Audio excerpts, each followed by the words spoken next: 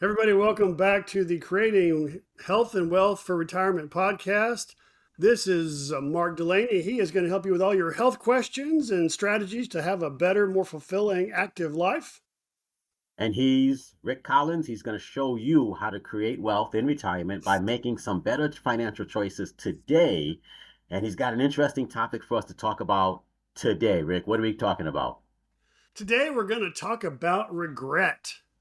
A lot of people get to a point in life, and you and I'm 53, you're 64, even though you look 44. I'm jealous. I know you never get tired of hearing you look younger than you are. I never, and no, and you know what? Neither will anyone in the audience ever get tired of hearing people say, "You look younger than you really are." Go ahead, Rick. And I'm trying to help people get to a point in life financially where people are trying to keep up with them and go, wish I had all the money that Joe Q Public has.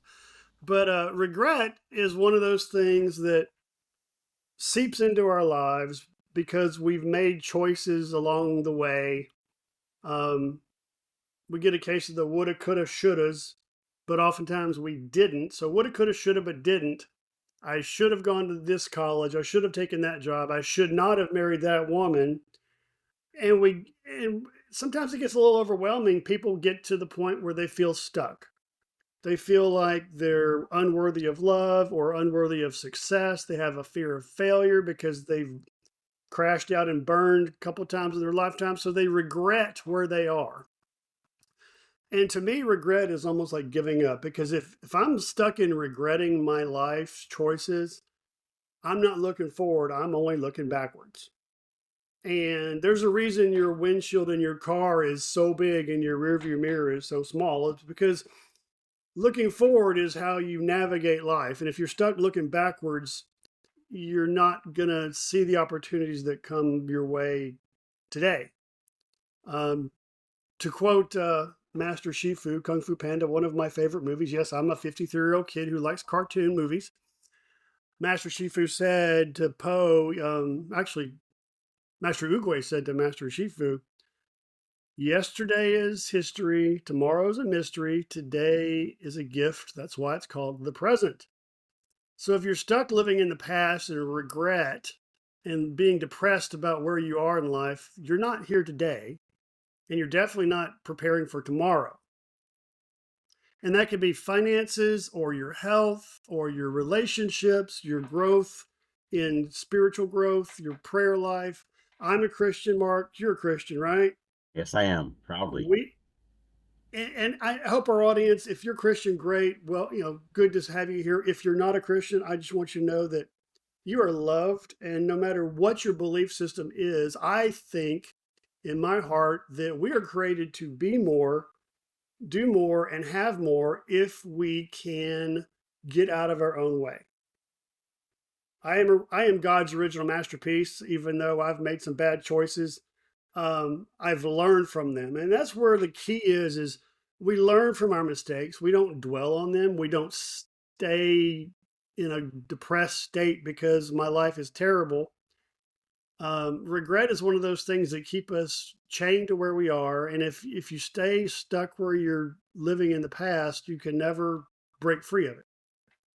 And I think when we talk about regret, I think an important element of our choices and action today is to move forward, but also, you know, life is a continuum. You talked about it, but the ultimate thing I want to say is every day you don't act, you're creating future regrets. And I want to help people prevent from doing that. So you're going to talk to a lot today about, okay, you have regrets. Here's what you do. I try to get people to do something every day so they don't have regrets in the future. And I think that's a big deal. It's crazy. My son is graduating college and he's an engineer and he's a brainiac. And we got to Hey, but talking about, Rick, you don't look old enough to have a kid in college. yeah, thanks. Yeah. Don't let the gray fool you. I'm 53. But it's nice to, have a kid who's smarter than I am and is doing better than me. But he's an engineer and he started talking about inertia. And that got me thinking. And what you just said kind of brought that back up is inertia means staying stuck because I'm not moving. It also The converse of inertia is momentum. And so if I'm doing something every day, whether it's going for a walk, drinking more water, exercising, reading a book, stretching, learning about finance, being a, improving my prayer life, those small things every day build that momentum that overcomes the inertia. So if I'm stuck and I'm regretting life and I wish I'd done things differently, putting it off a day, like you just said, just digs that hole deeper. Every day I'm not trying to get out of a hole and change my life. I'm creating more inertia and more likelihood of being stuck where I am and not making those changes that I know I want to make. And so it's interesting that so I am, as you listener, you know, Rick, that I'm a cancer survivor. And for whatever reason, in August, all my cancer symptoms came back, and I've been to a certain degree in a state of, why me? So why me statements are a form of regret, right? Why did I get cancer and not, somebody else? Or why me is a statement of regret. And as long as you're stuck in that regret mode, you're really bitter, you're angry, you feel helpless, and you can't do anything to make your life better. And so you and I, we're mastermind partners. That's actually how we know each other. And talking to you, and you did something this week that got me out of regret and got me thinking, okay, what am I going to do now? Because you said, Mark, do one thing and then do one more thing. So the key component of avoiding regret and moving forward is doing something. And every day you don't do something, you just reinforce the regret. And that's where I've been for most of the last 4 months. And it sucks. Yeah, it's good. There's a couple of things that you and I have been through a training program together with Garrett J. White, and he talked about being real and relevant, talking about the facts as they are, and then taking action, massive action, setting big goals, taking action. And that breaks down to 5 year goals, 1 year goals, 3 month goals, 1 month goals, today's goals, this week's goals, this month's goals. And so taking action will change your mindset. You don't have to create a mindset and then take action. Every coach I've ever heard says take action and your mindset will follow. So if you decide to get off the couch and do something differently to change your health or change your finances, just doing one thing every day can help you break free of that mental stuck point where you're regretting your life. It's amazing how that happens. It's some people call it fake it till you make it, and it's really not faking it till you make it. It's taking ownership, taking responsibility, quit being a victim of my life's choices in the past. I can be a beneficiary of my life's choices starting today and going forward. And I can choose whether or not I'm going to take action or not. So fake it till you make it is an interesting conversation point because if you're actually doing something every day, you're not faking it. You're actually doing it.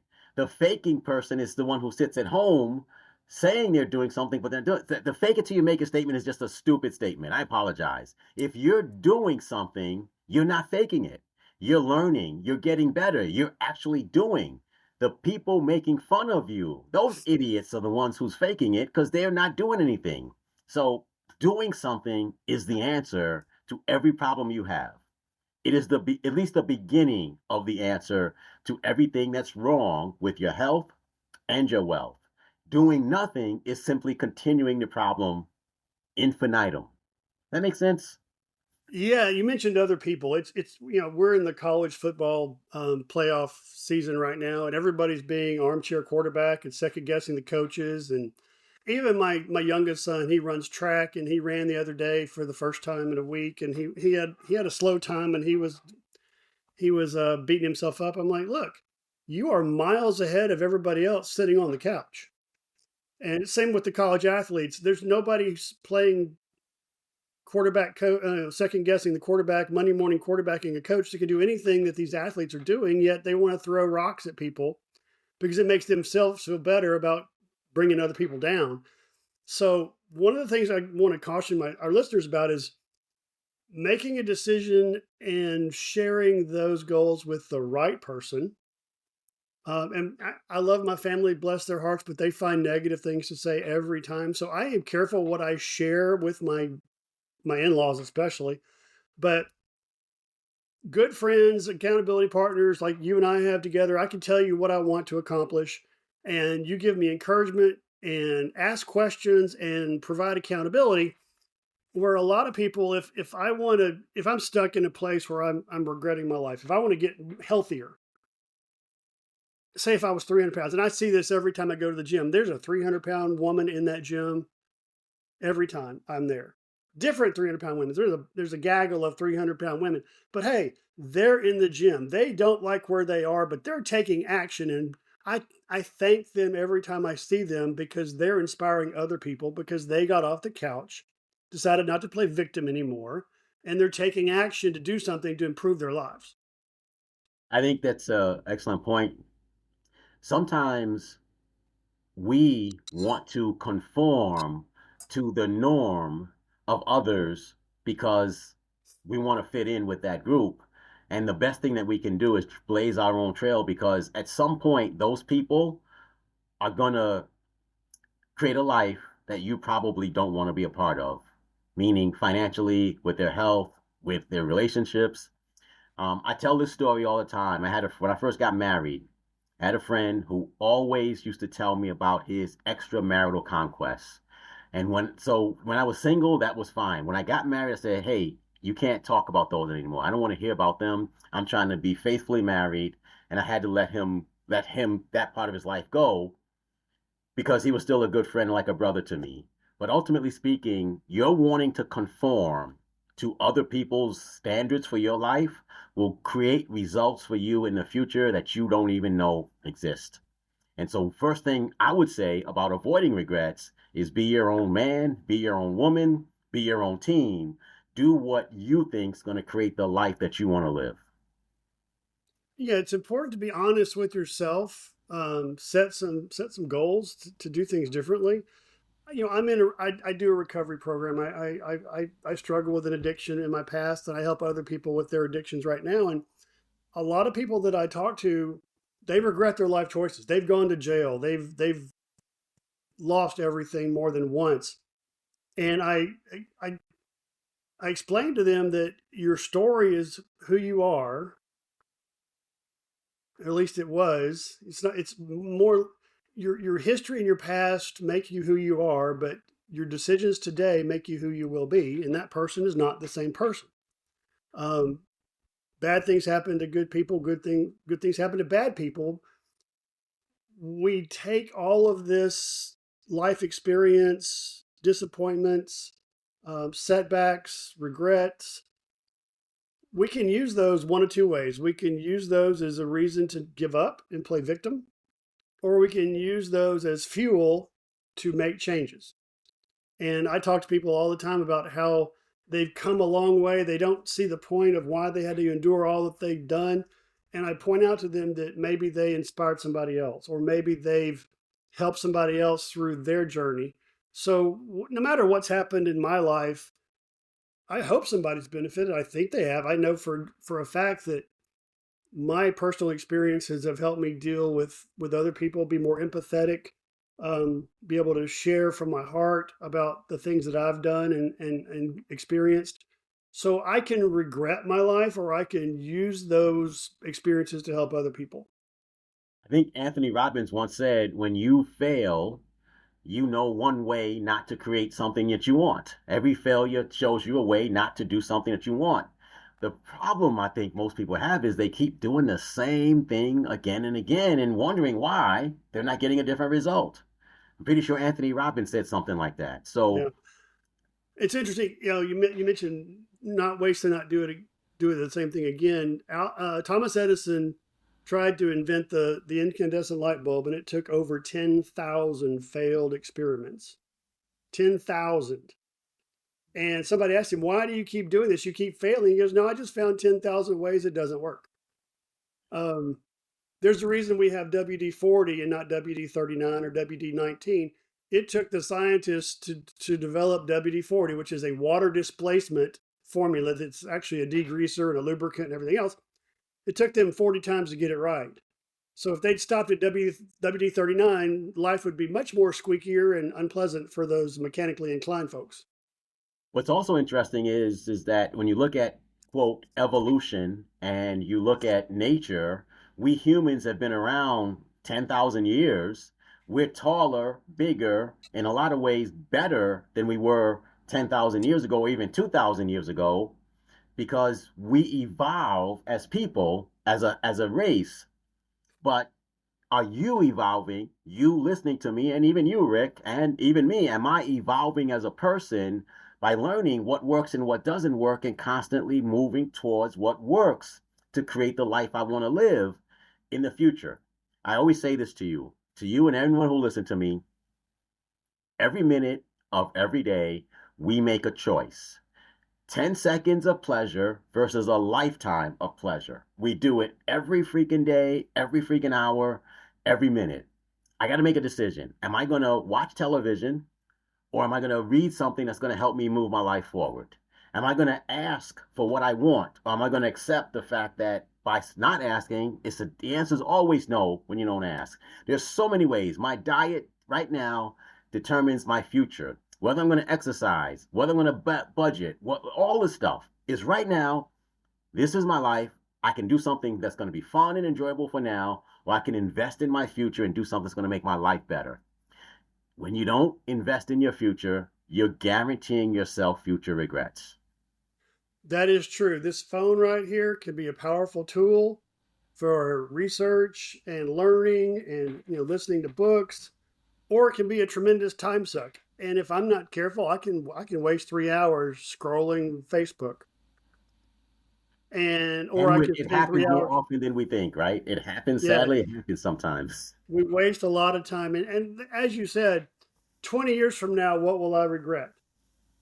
So living in the future and then looking back, doing things differently today will prevent future regret. It's okay to not be happy where you are, and you can regret where you are, your past choices. But if you take action, like you said, and do something every day, make changes in how you live your life, how you spend your time, you can minimize the future regrets. And For example, so, I help people with finances. I show them how to use infinite banking and life insurance and annuities. So 30 years from now, they've got enough money to retire. They don't have to worry about outliving their savings.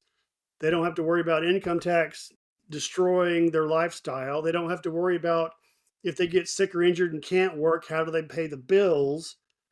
All those things can be avoided if you just take some minor steps today. And I'm not talking financial diet, anything drastic. It's just being more strategic with what you do now. So 20 years from now, you can look back and be like, man, I'm so glad I did that because it's made all the difference in my life.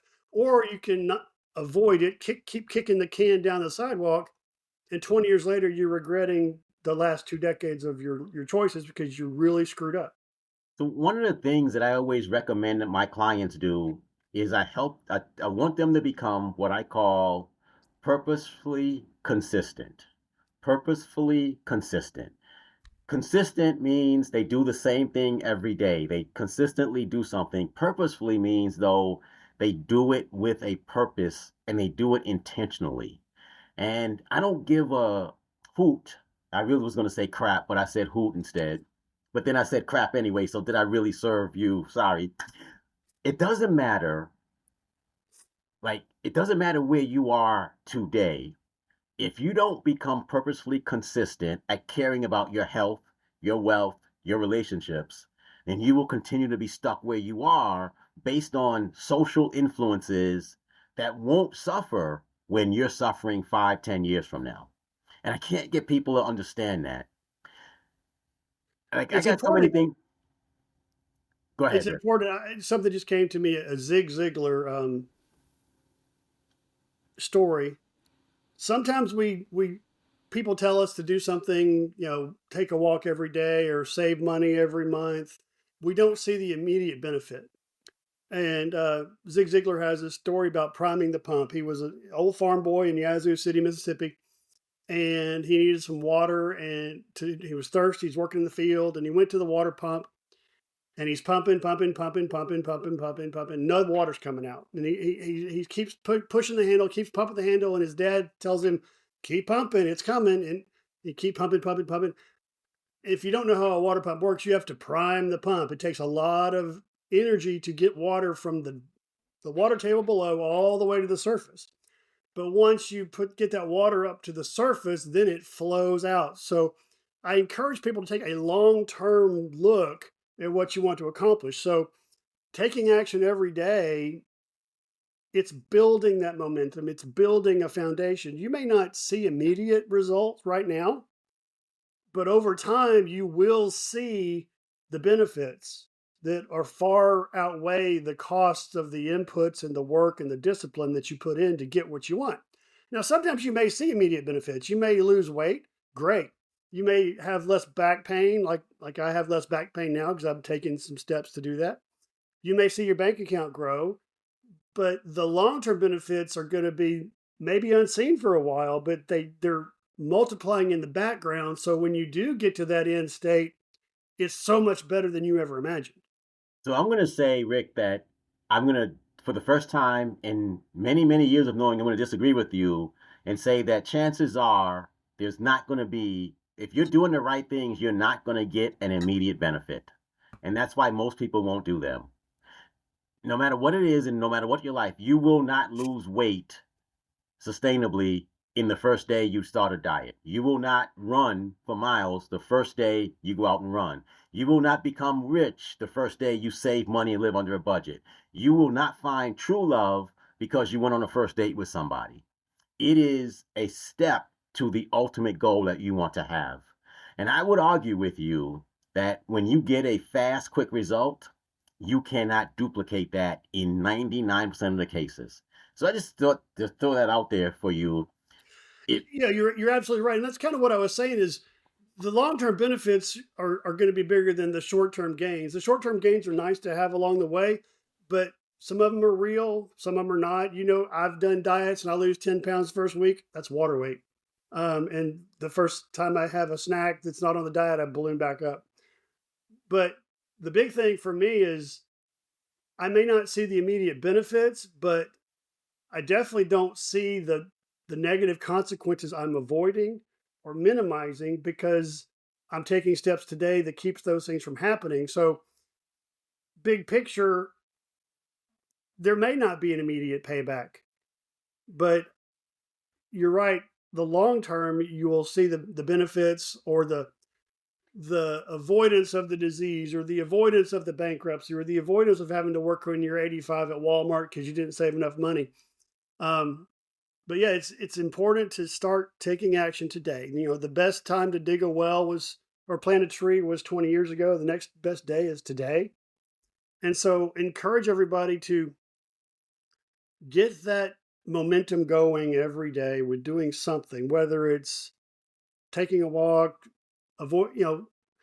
brewing coffee at home instead of paying $7 at Starbucks, doing something every day that'll get you moving in the right direction. One of the things that I believe is, the concept of being purposely consistent is taking a long-term approach to something. And one of the best ways to prevent struggle in the future is to do the things with intention today. And so one of the best ways to avoid regret is to be proactive today. Talk to people about who do have a regret, whether it's a specific one or whatever, and give them 3 steps to stop of regretting and to create the results that they want, if that makes sense, Rick. If somebody is living with a regret, they regret a life choice, they regret their current situation, the first step is to be honest with yourself. Where am I and how did I get here? If you can identify the steps or the certain events that happened along the way to get you that cause you to wind up where you are, whether it's I don't have enough money in savings, my health is terrible, I'm overweight, I've got a bad back, I'm 3 times divorced, whatever that is, be honest with yourself. Quit blaming other people, because sometimes people are victims, but more often than not, people get to a point in life because they've made their own choices and those consequences suck. And that's where people finally get to the point where I can't do this anymore. I'm regretting where I am. I hate this. Take ownership of your part in whatever it is, and then it's a mental decision to take action. Stop being a victim. Stop waiting for somebody else, especially stop waiting for the government to solve your problems. And then talk to somebody who knows the answers. If I don't like the way I look, I'm going to talk to somebody like you.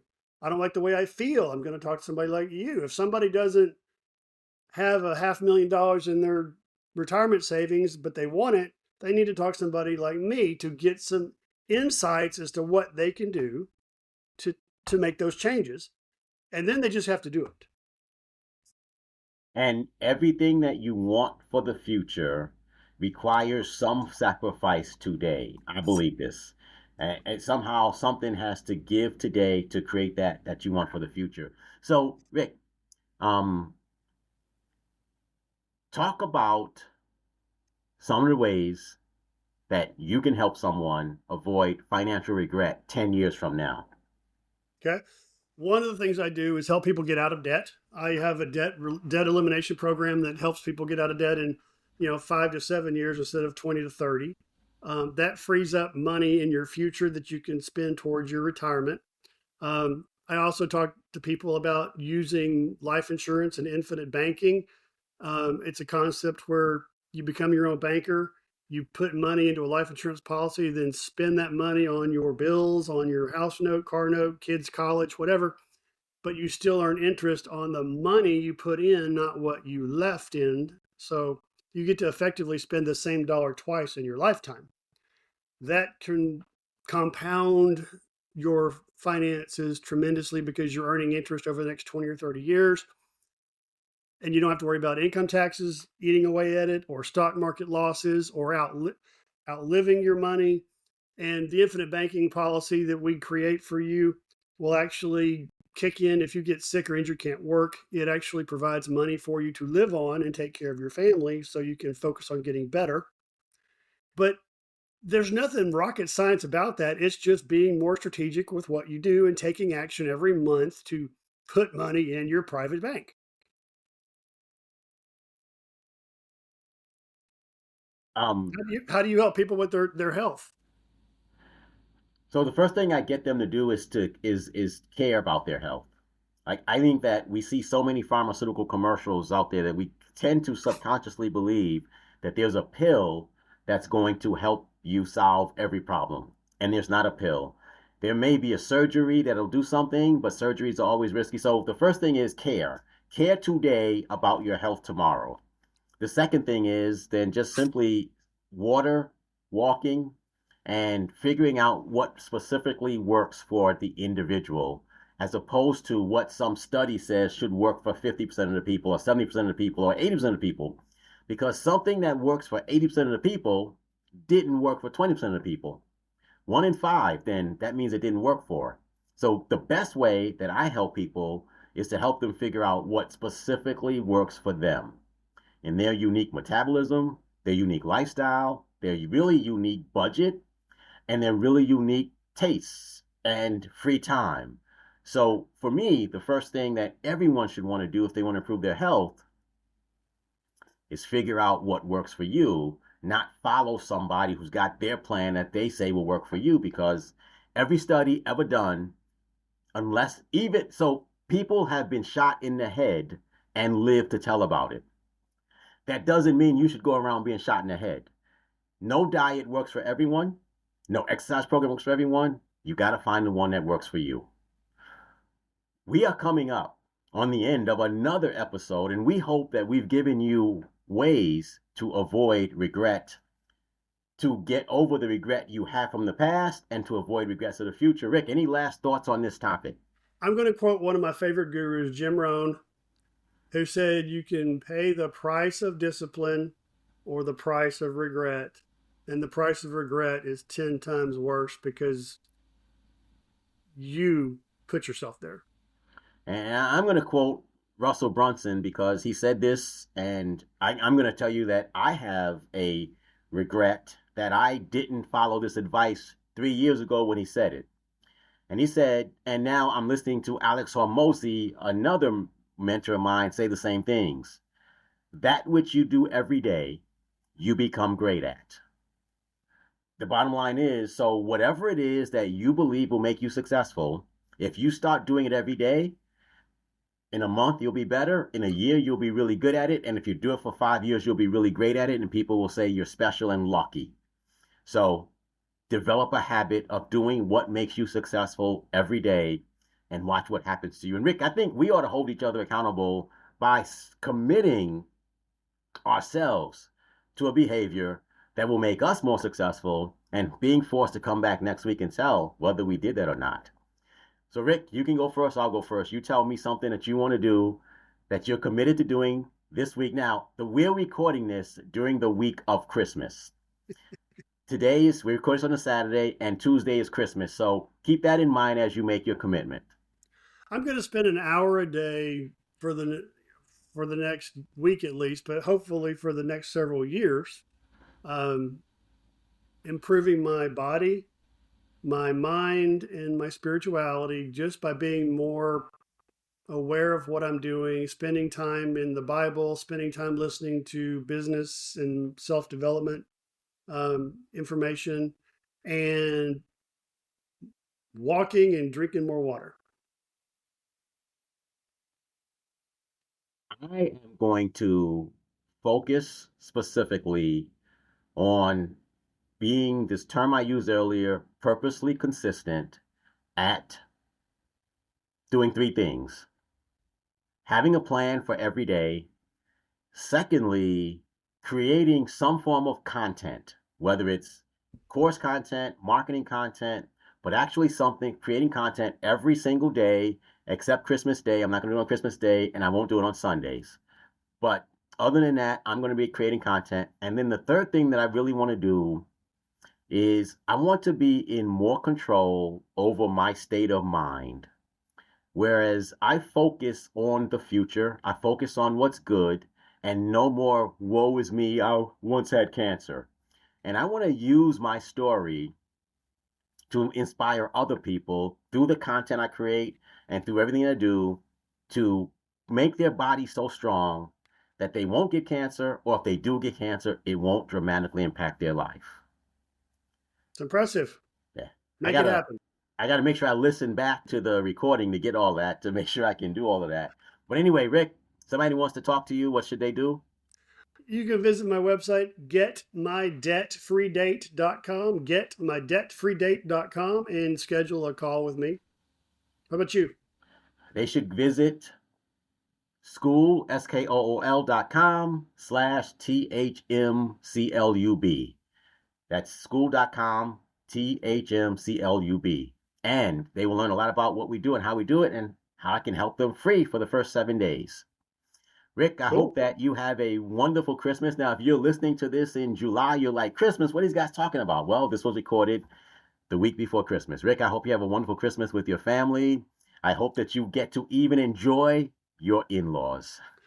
Well, that would be a gift, I tell you. But Christmas miracle. Have a good holidays. Merry Christmas. Happy New Year to you, Mark. And look forward to talking to you next week. And to all of our and seeing all of our subscribers enjoy our podcast week after week. Correct. And everybody out there, we hope that you have a blessed Christmas. And I would be remiss if I didn't say the root word of Christmas is Christ.